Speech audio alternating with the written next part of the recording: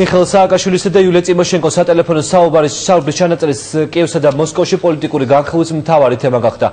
პოლიტიკოსები და ექსპერტები ამბობენ, რომ იანუკოვიჩის მიერ ჩანაწერის როგორც კომპრომატის გამოყენება უაზრობაა, რადგან საუბრისას მიხეილ სააკაშვილი და იულია წიმოშენკო განსაკუთრებულს არაფერს ამბობენ და მხოლოდ საქმიან დეტალებს განიხილავენ. თავდაპირველად კიევის სადაც პოლიტიკოსებს თამთა სანიკიძე ესაუბრა, ის ახლა პირდაპირ ეთერში გვერდება. თამთა რა შეფასებები მოყვა სატელეფონო საუბრის ინტერნეტში მოხვედრას უკრაინის პოლიტიკურ სპექტრში? დიახნოდა რუკო მეორე დღეა რაც ქართული დელეგაციის სადამკვირვებლო მისია უკრაინული პოლიტიკური წრეების მთავარი განხილვისა და დებატების თემა გახდა. როგორც აქ ექსპერტები, ასევე პოლიტიკოსები, რადაც დეპუტატები აცხადებენ, ქართული დელეგაციის წევრები გახდნენ ვიქტორ იანუკოვიჩის პარტიის მსხვერპლები. სწორედ ასეთი შეფასება მიეცა ცესკოს გადაწყვეტილებას აქ კიევში. განცხადებები გაკეთდა იმ სატელეფონო საუბრთან დაკავშირებითაც, რომელიც მიხეილ სააკაშვილსა და იულია წიმოშენკოს შორის შედგა. როგორც კიევში თანხმდებიან, უსაფუძვლო და აბსურდული არის ვიქტორ იანუკოვიჩის ბრალდება იმის შესახებ, თითქოს იულია წიმოშენკოს მხრიდან ქართული დელეგაციისადმი განსაკუთრებულ მხარდაჭერას საკუთარი ახსნა აქვს და ამ ფორმით უბრალოდ წიმოშენკო მათ საკუთარი ინტერესებისთვის იყენებს წინასაარჩევნო კამპანიის დროს. ჩვენ ჩავწერეთ დღეს პრეზიდენტობის ერთ-ერთი კანდიდატი პარტია თავისუფლებიდან წიაგნებოკი, ასევე რადას დეპუტატები, როგორც ისინი აცხადებენ, მომხდარს ყავს ერთადერთი დამნაშავე, ეს არის პარტია რეგიონების ლიდერი ვიქტორ იანუკოვიჩი, რომელიც 17 იანვარს არჩევნების გაყალბებას გეგმავს, თუმცა ყველას იმედი აქვს, რომ რამდენიმე საათში უკრაინის ცენტრალური საარჩევნო კომისია სამართლიან გადაწყვეტილებას გამოიტანს და აკმაყოფილებს სააპელაციო სასამართლოს მოთხოვნას და ქართული დელეგაციის წევრებს არჩევნებზე დამკვირვებლებად დაარეგისტრირებს. სამართლებრივი დარღვევაა, როდესაც ქართულ დელეგაციას არაძლევენ არჩევნებზე დაკვირვების უფლებას ამ ქმედებაში ვიქტორ იანუკოვიჩია დამნაშავე, რომელსაც 17 იანვარს არჩევნების გაყალბება აქვს დაგეგმილი და მას საერთაშორისო დამკვირვებლები არ ჭირდება. იმაჩნია, რომ ქართული დელეგაციისთვის რეგისტრაციაზე უარის თქმა საერთაშორისო ნორმების და ადამიანის უფლებების დარღვევაა. ამიტომაც პრეზიდენტმა ვიქტორ იუშენკომ საქმის განხილვის განკარგულება გასცა. ის იზიარებს ამ მოსაზრებას და მიაჩნია, რომ ჯერ კიდევ არის დრო, რომ ეს გაუგებრობა გაირკვეს და საქართველოს წარმომადგენლები არჩევნებს დაესწრონ.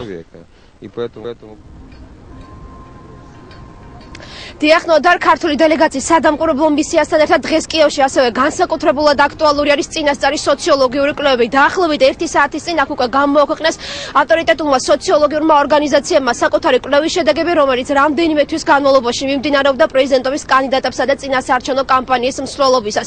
როგორც ეს კვლევები ადასტურებს, პირველ და მეორე ადგილზე ლიდერობენ ვიქტორ იანუკოვიჩი, რეგიონების ლიდერი და იულია წიმოშენკო, პრემიერ-მინისტრი. რაც შეეხება მესამე ადგილს, მას იყოფენ მოქმედი პრეზიდენტი ვიქტორ იუშენკო, ასევე რადას ყოფილი და დღევანდელი მოქმედი თავმჯდომარეები. თუმცა ეს არის მხოლოდ წინასწარი შედეგები, როგორც სოციოლოგიური ორგანიზაციების თავმჯდომარეები აცხადებენ, 17 იანვარს განსაკუთრებული აქტივობა უნდა იყოს მოსალოდნელი მოსახლეობის მხრიდან, თუმცა არჩევნები არ დასრულდება მხოლოდ 17 იანვარს, მას ერთი გამარჯვებული არ ეყოლება, რადგან უკვე გადამწყვეტი ბრძოლა გაგრძელდება მეორე ტურში. სოციოლოგიური გამოკითხვებით ირკვევა, რომ პირველ ადგილზე იქნება იანუკოვიჩი, მეორეზე ტიმოშენკო, მესამეზე კი შეიძლება ტიგიპკო, იაცენიუკი ან იუშენკო იყვნენ. ეს სამი ერთ სოციოლოგიურ დერეფანში მოექცნენ. ამიტომ ძნელი სათქმელია ბოლო მომენტში ვის მისცემენ უპირატესობას. ინტრიგა მესამე კანდიდატთან დაკავშირებით ბოლო პერიოდში გამოიკვეთა, როცა ძლიერი კანდიდატი იაცენიუკი გამოჩნდა, მაგრამ შემდეგ მისი რეიტინგი დაეცა. ამის ხარჯზე ქულები მოემატა ტიგიპკოს. იუშენკოს რეიტინგი ჯერ ბოლომდე არ დაცემულა.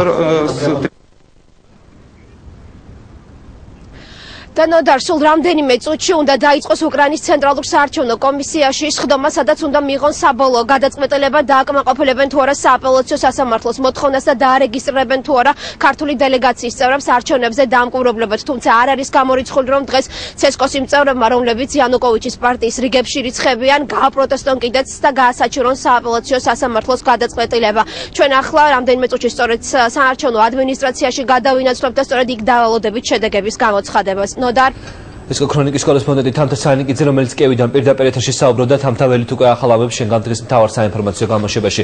მიხეილ სააკაშვილისა და იულია წიმოშენკოს სატელეფონო საუბარი ვებგვერდ YouTube-ზე ინკოგნიტო მომხმარებელმა გაავრცელა. საქართველოს პრეზიდენტი და უკრაინის პრეზიდენტობის კანდიდატი ცესკოში უკრაინის ქართული დამკვირვებლების დაბლოკვის საკითხს განიხილავენ. წიმოშენკო მიხეილ სააკაშვილს ეუბნება, რომ ყველაფერს გააკეთებს, რათა ქართულმა სადამკვირვებლო მისიამ მუშაობის განახლება შეძლოს. საუბრის ჩანაწერი, რომელიც ინტერნეტში გავრცელდა, 1 წუთსა და 45 წამს გრძელდება. საუბრის ბოლოს მიხეილ სააკაშვილი იულია წიმოშენკოს წარმატებებს უსურვებს.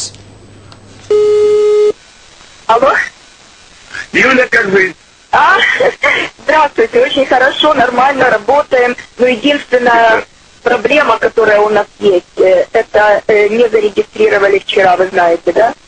Да, я сегодня, я поэтому звонил, реально там, значит, Киви там на месте, может быть, кто-то от ваших с ним свяжется, и там они... Обязательно, я сказала об этом Турчинову, чтобы он немедленно встретился. Я же сейчас в регионах езжу, я на выборах, по сути дела.